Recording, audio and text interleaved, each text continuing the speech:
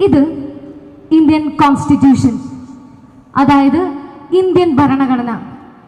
Indian ഭരണഘടനയിൽ എവിടെയെങ്കിലും India രാജ്യം ഒരു ഹിന്ദു രാഷ്ട്രമാണെന്ന് എഴുതി വയ്ക്കപ്പെട്ടിട്ടുണ്ടോ? ഒരിക്കലുമില്ല. ഇന്ത്യൻ ഭരണഘടനയുടെ ആമുഖത്തിൽ, അതായത് പ്രിയാമ്പിളിൽ 42ാം അമെൻമെന്റ് വഴി കൂട്ടിച്ചേർക്കപ്പെട്ടിട്ടുള്ളതാണ് സെക്യുലറിസം, അതായത് മതേതരത്വം. മതേതരത്തെ വ്യാഖ്യാനിക്കുന്നത് എല്ലാ മതങ്ങളും തുല്യരാണ്.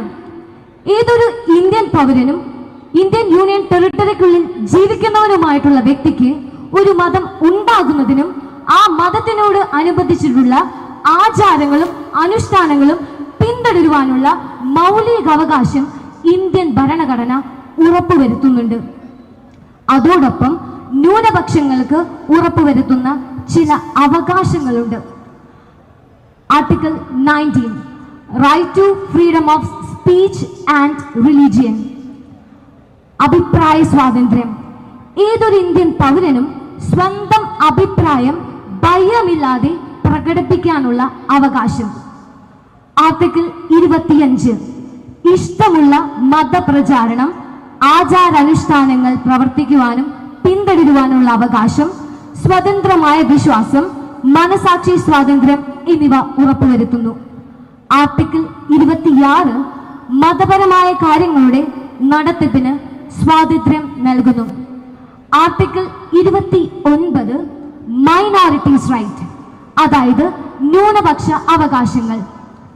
സാംസ്കാരികപരമായും ഭാഷാപരമായും ന്യൂനപക്ഷങ്ങളുടെ അവകാശങ്ങൾ സംരക്ഷിക്കേണ്ടതും വിദ്യാഭ്യാസ സ്ഥാപനങ്ങളിൽ ന്യൂനപക്ഷങ്ങൾ വിവേചനം ഇല്ലാതാവുകയും ചെയ്യണം എന്നുള്ള അവകാശം. ഇത്തരം മൗലിക അവകാശങ്ങൾ ഇന്ത്യൻ ഭരണഘടന ഉറപ്പുവരുത്തുമ്പോൾ എന്തുകൊണ്ടാണ് 18ഉം 19 വയസ്സ് പ്രായപൂർത്തിയായ 3 പെൺകുട്ടികൾ സ്വന്തം താല്പര്യത്തോടും സ്വന്തം മാതാപിതാക്കളുടെ സമ്മതത്തോടും കൂടി Assisi sisters of Mary immaculate സഭാംഗമായിട്ടുള്ള 2 സന്യാസിനികളോടൊപ്പം യാത്ര ചെയ്തപ്പോൾ മതപരിവർത്തനത്തിനും മനുഷ്യക്കടത്തിനും അറസ്റ്റിലാക്കപ്പെട്ടതും 9 ദിവസം ജയിലിൽ അടയ്ക്കപ്പെട്ടതും അവരുടെ നീതി നിഷേധിച്ചതും? കേന്ദ്ര സർക്കാർ ഉദ്യോഗസ്ഥർ ന്യൂനപക്ഷങ്ങളെ ചോദ്യം ചെയ്യാനായിട്ട് ഹിന്ദു മത തീവ്രവാദ പ്രവർത്തകരായ ബജ്രംഗി പ്രവർത്തകരെ വിളിച്ചു വരുത്തി അവരുടെ കർശന നിർദ്ദേശത്തോടുകൂടി ആൾക്കൂട്ട വിചാരണക്കിടയാക്കിയത്? അക്ഷരം പഠിപ്പിച്ചെന്ന് പറയാൻ പറ്റാത്തത് കൊണ്ടാകാം കേട്ടാൽ ചോര തിളയ്ക്കുന്ന ഒരു വാക്കിന്റെ നടുവിൽ അവരെ തുറുങ്കിൽ അടക്കപ്പെട്ടത്. മതപരിവർത്തനം. വയറൊട്ടിയ മനുഷ്യന് ഒരു നേരത്തെ അന്നം കൊടുത്തത് കൊണ്ടാകാം അവരെ അറസ്റ്റ് ചെയ്യപ്പെടുത്തത്. മനുഷ്യക്കടത്ത്.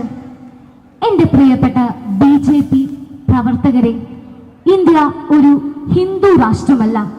ഇന്ത്യ ഒരു പ്രത്യേക മതാധിഷ്ഠിത രാഷ്ട്രമല്ല. ഇന്ത്യ ഒരു മതേതരത്വ രാഷ്ട്രമാണ്. India is a secular state. അതുകൊണ്ട് തന്നെ ന്യൂനപക്ഷ അവകാശങ്ങൾ കാത്തു സംരക്ഷിക്കേണ്ടത് നിങ്ങളുടെ ഔദാര്യമല്ല, മറിച്ച് ഞങ്ങളുടെ അവകാശമാണ്. പ്രിയപ്പെട്ട സംഘപരിവാർ പ്രവർത്തകളെ, നിങ്ങളോടൊന്ന് ചോദിക്കട്ടെ, നിങ്ങൾക്ക് സന്യസ്തർ ആരാണെന്ന് അറിയാമോ? വിശുദ്ധ മാർക്കോസിന്റെ സുവിശേഷം 16-ാം അധ്യായം 15-ാം വാക്യം. നിങ്ങൾ ലോകം മുഴുവൻ പോയി എല്ലാ സൃഷ്ടികളോടും സുവിശേഷം പ്രഘോഷിക്കുവിൻ. നിങ്ങൾ ലോകം മുഴുവൻ പോയി എല്ലാ സൃഷ്ടികളോടും സുവിശേഷം പ്രഘോഷിക്കുവിൻ എന്ന തിരുവചനത്തെ ഏറ്റെടുത്തുകൊണ്ട് സ്വന്തം വീടും സ്വന്തം കുടുംബവും സ്വന്തം നാടും ഉപേക്ഷിച്ച് മറ്റുള്ളവർക്ക് വേണ്ടി സ്വയം ഇല്ലാതാകുന്നവരാണ് സന്യാസിനികൾ. ദരിദ്രർക്ക് ഏറ്റെടുത്ത് വിദ്യാഭ്യാസം പഠിപ്പിച്ച് കുഷ്ഠരോഗികളെ സുഖപ്പെടുത്തി മറ്റുള്ളവർക്ക് വേണ്ടി സ്വയം ഇല്ലാതാകുന്നവർ. നിങ്ങളുടെ സ്കൂളുകളിലും നിങ്ങളുടെ കോളേജുകളിലും പഠിപ്പിച്ച സന്യസ്തർ നിങ്ങളെ മതം മാറ്റാൻ പഠിപ്പിച്ചിട്ടുണ്ടോ? തെരുവില് ഒരു പൊടി ചോറുമായി എത്തിയ സന്യസ്തർ നിങ്ങളെ മതം മാറ്റാൻ പഠിപ്പിച്ചിട്ടുണ്ടോ? ചില സംഘപരിവാർ പ്രവർത്തകർ വിശുദ്ധ മദർ തെരേസ ഒരു പൊടി പാൽപ്പൊടി കൊടുത്തിട്ടാണ് മതം മാറ്റിയെന്ന് പറഞ്ഞു നടക്കുന്നവരും എഴുതി നടക്കുന്നവരുണ്ട്. എന്നാൽ നിങ്ങൾ കേട്ടോളൂ, അങ്ങനെ മതം മാറ്റാൻ ശ്രമിച്ചിട്ടുണ്ടെങ്കിൽ ഇന്ന് ന്യൂനപക്ഷ സമുദായങ്ങൾ വെറും 2% ഒതുങ്ങുകയില്ലായിരുന്നു.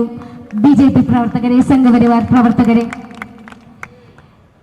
ഛത്തീസ്ഗഡിലെ വിഷയം ഇങ്ങ് കേരളത്തിൽ അലയടിക്കുമ്പോൾ വിജയത്തിലുള്ള മിഷണറി പ്രവർത്തകയായ ഉത്തരേന്ത്യയിലെ ഒരു FCC കന്യാസ്ത്രീ FCC സിസ്റ്റർ അമ്മയോട് ഞാൻ ചോദിക്കുകയുണ്ടായി, സിസ്റ്റർ അമ്മേ, ഇനി ട്രെയിനിലും ബസ്സുകളിലൊക്കെ നമുക്ക് ഉടുപ്പിട്ട് നടക്കാനായിട്ട് ബുദ്ധിമുട്ടുണ്ടാവില്ലേ? നമുക്ക് ഉടുപ്പൊക്കെ മാറ്റി ചുരിദാറാക്കേണ്ട അവസ്ഥ വരുമല്ലേ സിസ്റ്റർ അമ്മേ? സിസ്റ്റർ അമ്മയുടെ ഉത്തരം കേട്ട് എനിക്ക് അഭിമാനവും സന്തോഷവും തോന്നി. മറ്റൊന്നല്ല, എൻ്റെ കഴുത്തറുത്ത് ഞാൻ മരിക്കേണ്ടി വന്നാലും എൻ്റെ തിരുവസ്ത്രം ഉപേക്ഷിക്കില്ല. എൻ്റെ കഴുത്തറുത്ത് ഞാൻ മരിക്കേണ്ടി വന്നാലും ഞാൻ തിരുവസ്ത്രം ഉപേക്ഷിക്കില്ല, എൻ്റെ അസ്തിത്വം ഉപേക്ഷിക്കില്ല എന്നതായിരുന്നു സിസ്റ്റർ അമ്മയുടെ ഉത്തരം. എൻ്റെ മുമ്പിലിരിക്കുന്ന ഏതൊരു സന്യസ്തരോടും സന്യാസിനികളോടും ചോദിച്ചാലും ഇത് തന്നെയായിരിക്കും ഉത്തരം.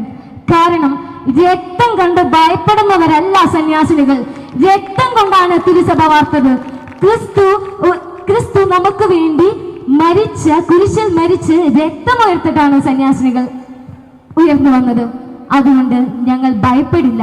കാരണം ഫാദർ സ്റ്റാൻ സ്വാമിയും സിസ്റ്റർ റാണി മരിയും ഗ്രഹാൻ സ്റ്റീനും മണിപ്പൂറും ഞങ്ങൾക്ക് ഓർമ്മയുണ്ട്. അതുകൊണ്ട് തന്നെ ഞങ്ങൾക്ക് പേടിയില്ല. ന്യൂനപക്ഷ സമുദായങ്ങളുടെ അവകാശമാണിത്. BJP സർക്കാരിന്റെ അവതാരമല്ല, ഇത് ഞങ്ങളുടെ അവകാശം. ഞങ്ങൾ ശബ്ദം ഉയർത്തുക തന്നെ ചെയ്യും. ഞങ്ങൾ ഇതിന് പ്രതികരിക്കുക തന്നെ ചെയ്യും. മനസാക്ഷി ഇനിയും മരവിച്ചു പോകാത്ത, പ്രതികരണശേഷി ഇനിയും നഷ്ടപ്പെട്ടു പോകാത്ത ക്രിസ്തുവിന്റെ മക്കൾ ഞങ്ങൾ പ്രതികരിക്കുകയും ഞങ്ങൾ ശബ്ദമുയർത്തുകയും തന്നെ ചെയ്യും. ഇനി നമ്മളോട് നമുക്ക് എന്ത് ചെയ്യാൻ സാധിക്കും? നമുക്ക് വേണ്ടത് തിരിച്ചറിവാണ്.